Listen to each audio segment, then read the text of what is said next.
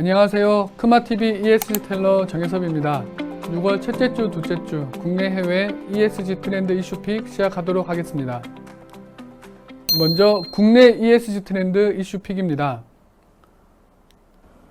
워드 클라우드를 한번 보시겠습니다.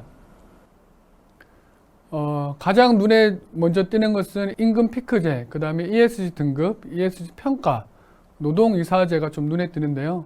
또 중간에 ESG 경영이라는 단어가 띕니다. 그래서 현재 많은 기업들이 ESG 경영을 한다고 선포를 하고 있는 상황인데요. 지금 또 ESG 등급 평가하는 시기이기 때문에 ESG 등급과 평가가 크게 나온 것 같습니다. 6월 첫째 주, 둘째 주 국내 ESG 관련된 기사 헤드라인인데요. 제가 가장 좀 눈에 띄는 것은 ESG 전문가를 모셔라 라는 부분입니다. 그 ESG 열풍에 앞다퉈 많은 기업들이 조직을 신설했고 전문가가 턱없이 부족해서 연봉을 20에서 30% 올려준다고 해도 관련된 인재가 없다는 내용인데요. 기업이나 기관 내부에서 인력을 키우기 위해서 많이 노력하고 있다는 내용이고요. 그 다음에 SDGs 국내외 이행 가속화 방안 논의가 열렸는데 올해는 SDGs에서 4번 양질의 교육 보장과 5번 성평등의 달성, 14번 해양 생태계 보존, 15번 육상 생태계 보호, 17번 글로벌 파트너십, 이 5개가 원래 점검 대상이라고 합니다. 항상 글로벌 차원의 SDGs 이행 점검 플랫폼인 UN 지속 가능 발전 고위급 정치 포럼이 매년 점검 대상 4-5개 목표를 선정한다는데요. 올해는 4번, 5번, 14번, 15번, 17번이 점검 대상이라고 합니다. 첫 번째 국내 ESG 트렌드 이슈픽입니다. 공공기관 130곳 8월 4일부터 노동이사제 도입이라는 기사 내용인데요. 기획재정부는 공공기관의 운영에 관한 법률 시행령 개정안을 6월 10일 입법 예고했습니다. 노동이사제가 도입되는 공공기관은 한국전력공사, 인천국제공항공사 등 공기업 36곳, 국민연금공단, 한국언론진흥재단을 비롯한 준정부기관 94곳 등 130곳입니다. 노동이사제는 노동자 대표가 기업 이사회에 참여해 경영에 참여할 수 있도록 하는 제도인데요. 임원을 선임하는 공공기관은 노동이사 1명을 반드시 뽑아야 한다고 합니다. 노동이사는 기관에 3년 이상 재직한 근로자 중에서 뽑고 임기는 2년으로 1년 단위로 연임할 수 있다고 합니다. 다만 노동이사는 선임되면 노조에서 탈퇴해야 한다고 합니다. 즉 이제 모든 경영에서 투명한 경영을 하기 위한 부분인데요. 노동이사제가 선임되는 8월 4일부터 공공기관들이 어떻게 변화가 될지 좀 기대가 되는 부분입니다. 두 번째는 임금 피크제 판결의 파장이라는 기사 내용인데요. 대법원은 합리적인 이유 없이 오로지 나이 많은 이유로 직원의 임금을 깎는 임금 피크제는 무효라고 판결했습니다. 임금 피크제는 근로자가 일정한 나이에 도달하는 시점부터 임금을 줄이는 제도를 말하는데요. 대법원에서는 업무 내용 그대로인데 임금만 깎는 것은 연령 차별이다라고 규정을 하면서 오로지 경영 효율을 높이기 위한 목적으로 55세 이상 직원만을 대상으로 정년 유지형 임금 피크제를 도입하는 것은 정당화될 수 없으며 임금 피크제 적용에 따른 불이익을 보전하는 조치가 있는지를 고려해야 한다고 이야기했습니다. 대법원의 판결은 임금 피크제 자체를 무효로 본 것은 아니고 이번에 처음으로 임금 피크제가 합법으로 인정받기 위한 합리적인 4가지를 적시했는데요. 그 4가지가 뭐냐면 임금 피크제 도입의 정당성과 필요성, 임금 감액의 적정성, 임금 감소 보완 조치의 적정성, 감액 차원의 임금 피크제 도입 목적 달성 여부입니다. 임금 피크제는 일본 제도에서 따온 것이라고 하는데요. 일본은 사회적 합의를 통해서 1998년 60세 정년을 의무화하고 임금 피크제를 도입했다고 합니다. 현재는 65세로 정년이 늘었는데 기업에 따라 운영 방식은 조금 다르지만 대체로 임금이 가장 많을 때인 55세 전후에 근로자가 스스로 퇴직 시기를 정하도록 하고 있다고 합니다. 최장 한도인 65세 퇴직을 선택했을 경우 60세까지 최고 임금의 70-80%, 60세 이후부터는 절반 수준을 받는 게 보통이라고 합니다. 근데 임금 피크제 도입의 사회적 배경은 우리랑은 좀 다른데요. 일본의 임금 피크제는 저출산, 고령화에 따른 노동력 부족으로 고령 인력을 활용한다는 측면인 반면 우리나라에서의 임금 피크제는 고령화 대책과 함께 청년 실업 문제 해소를 위한 방안, 호봉제 아래서 임금 수준이 높아진 고령 노동자에 대한 해고 압력을 줄이고 임금 감축 재원으로 청년의 일자리를 늘리겠다는 취지였는데, 임금 피크제 도입으로 우리나라의 청년 실업이 완화되었다는 증거는 현재까지 없다고 합니다. 일본이나 우리나라의 연공 서열형 임금 체계는 근로자가 한 직장에서 평생의 생산성에 대한 평생연금을 연공 서열로 받는 방식인데요. 근속 기간에 따라 급여가 늘어나는 구조라서 입사 초기에는 생산성보다 낮은 임금을 받고 근로자가 고령이 되면 생산성보다 높은 임금을 받게 되는 구조라 현재 생산성과 임금의 괴리가 크다고 합니다. 그래서 우리나라에 맞는 임금 피크제 제도가 적용돼야 된다. 그래서 일할 만큼 받는 직무급 제도가 현실적 대안이라는 내용입니다. 세 번째는 ESG 경영 약속했지만 시총 탑10 기업 성적표는 글쎄라는 기세 내용입니다. 금융감독원 전자공시 시스템에 따르면 올해 상반기 시총 상위 10개 기업 중 절반이 ESG위원회 또는 지속가능경영위원회를 1회만 개최했다는 내용인데요. ESG 등급을 잘 받기 위한 요식행위에 그친 것이 아니냐는 지적이 있습니다.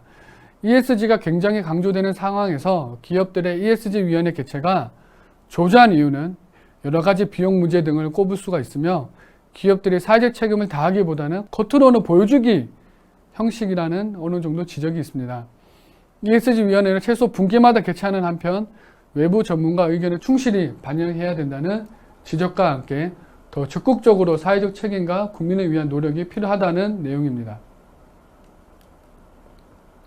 네 번째, ESG 등급 평가 앞두고 기업들 부랴부랴 재점검이라는 내용인데요. 지금 현재 ESG 평가 기간 진행 중입니다. 먼저 한국기업지배구조원은 현재 각 기업의 ESG 평가를 진행 중인데요. 4월에 시작해서 7월에 끝날 예정이고 환경사회평가는 지난달 30일에 시작돼서 8월까지 진행될 예정입니다. 그래서 9월까지 기업의 피드백을 받고 이후 등급을 공시할 예정인데요. 한국기업지배구조원에 평가받는 기업은 1,040개라고 합니다. 그리고 대신경제연구소도 상반기 ESG 경영 성과에 대해 7월에서 9월 중 평가를 해서 10월 중에 등급을 공개할 예정이고요. 서스틴베스트는 최근 상반기 평가를 마무리해서 이달 말 결과를 내놓을 예정입니다. ESG 등급이 높을수록 기업의 이미지가 개선에 도움이 되고 국내에 투자를 유치할 때 ESG 등급 활용도가 높아진 추세이긴 한데 단순히 ESG 경영을 외치기만 할 뿐 실제 기업들의 행동에는 변화가 없다. ESG 워싱이 많아 주의가 필요할 부분이라고 합니다. 다음은 해외 ESG 이슈 픽입니다. 워드 클라우드를 보시면 3월달부터 해외 ESG 트렌드를 보면 주 4일째 재택근무라는 그 단어가 계속 나왔고요. 환경적인 부분, 탄소 감축, 지속 가능 이런 부분이 나와 있습니다. 그리고 일론 머스크가 또 나와서 좀 이슈가 됐는데요. 상세 내용을 한번 보시겠습니다. 해외 ESG 기사 헤드라인인데요. 제가 가장 눈에 띄는 것은 머스크 사무실 출근 안 할 거면 퇴사해라는 부분입니다. 미국의 재택근무 논쟁이 이제 다시 분집해졌는데 최근에 그 일론 머스크가 ESG 평가는 허황된 거다라고 얘기해서 주가가 좀 반영된 하락했던 사례가 있는데 이제는 재택근무를 부정하는 듯한 사무실 출근 안 할 거면 퇴사해라고 말했는데 MZ세대는 통할지 안 통할지는 좀 상황을 봐야 될 것 같습니다. 이 부분이 미국 또는 전 세계의 재택근무 논쟁에 좀 분집인 것 같습니다. 해외 ESG 트렌드 첫 번째 이슈입니다. 탄소 감축, 지속 가능한 비행 가능할까라는 부분인데요.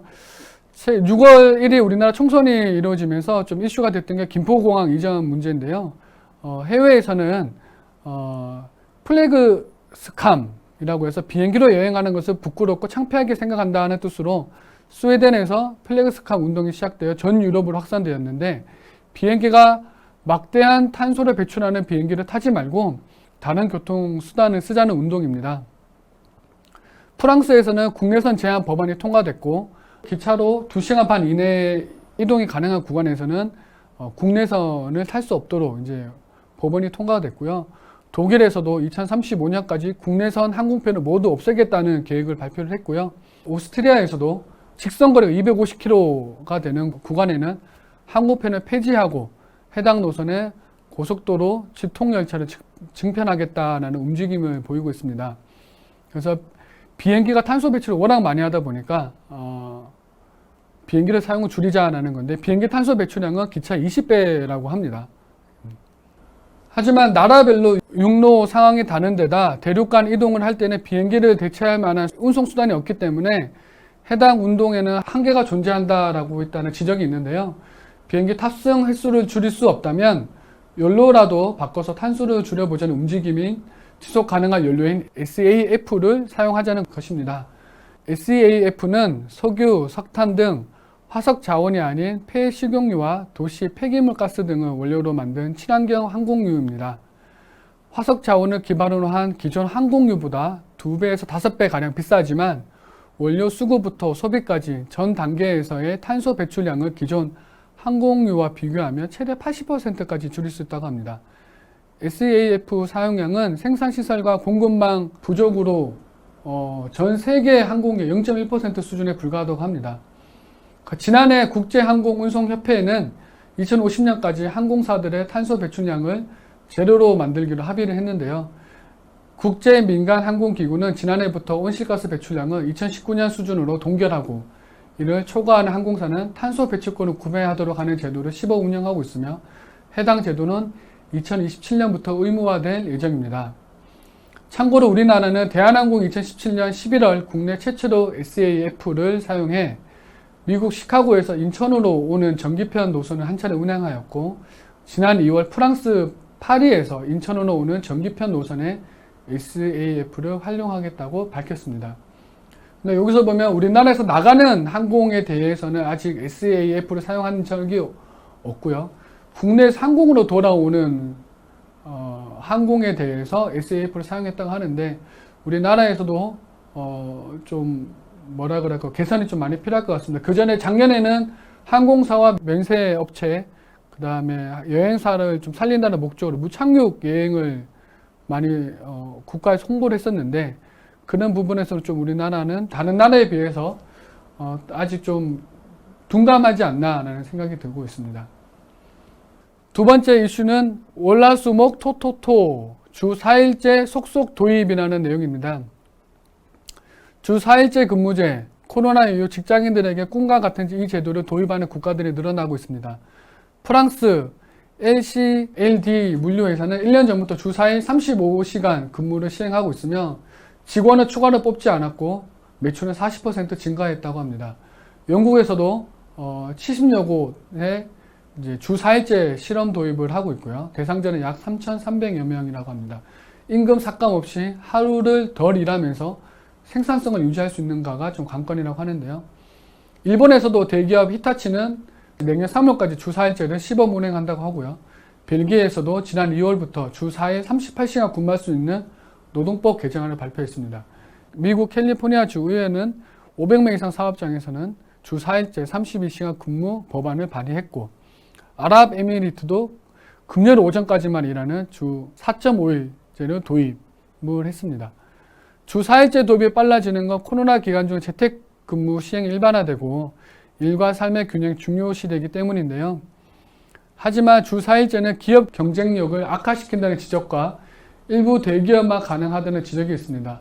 우리나라에서도 SK하이닉스가 주 4일제 근무를 도입을 발표를 했고 또 반대로 포스코에서는 재택근무를 이제 폐지하는 사례가 있는데 주 4일제 근무제, 꿈과 같은 이 제도가 어떻게 진행될지는 좀 경과를 지켜봐야 될 것 같습니다. 네, 이상으로 6월 첫째 주, 둘째 주 국내외 ESG 트렌드 이슈픽을 마치겠습니다. 2주 뒤에 셋째 주, 넷째 주 이슈픽을 해서 다시 만나도록 하겠습니다. 감사합니다.